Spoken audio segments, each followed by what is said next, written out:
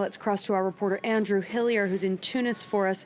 Andrew, votes are still being counted, but supporters of the draft constitution and the president himself are already claiming victory.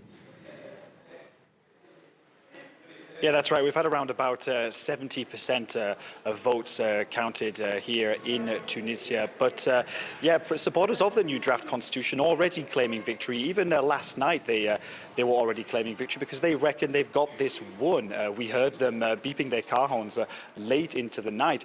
Meanwhile, the opposition is continuing today to call the whole process illegitimate. Now, going into this referendum, many opposition parties, not all of them, but a lot of significant chunk of them had called on voters to boycott the referendum, and that could explain in large part why so few voters actually went to the polls, only around 27%. So deep divisions here in Tunisian society. But one thing many Tunisians can agree on is the fact that they're fed up of the political infighting and economic stagnation. It's a thing we heard. It's something we heard time and time again when we visited polling stations yesterday in working class parts of the capital and in affluent areas.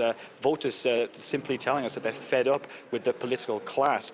So they're ready really to vote for anything that could put Tunisia on a new path. Another thing we heard from another Tunisian voter was the fact that under the current constitution that was put in place back in 2014, it put too many pilots in the cockpit, which is in part what they feel has caused a lot of the political infighting within the parliament.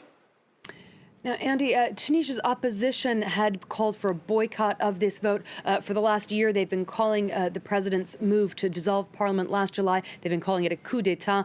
Does the opposition have any chance of stopping this draft constitution from becoming law?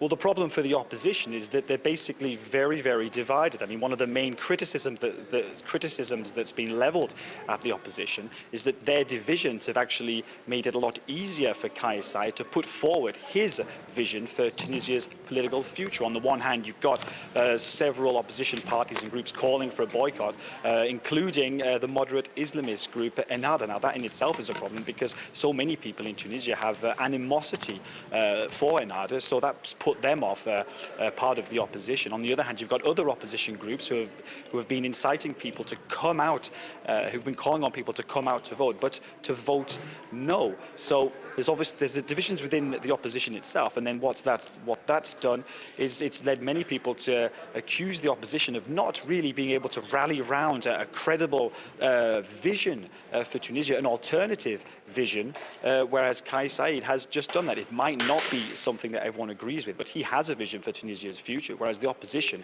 is so deeply divided that they can't put forward anything that will attract Tunisian voters.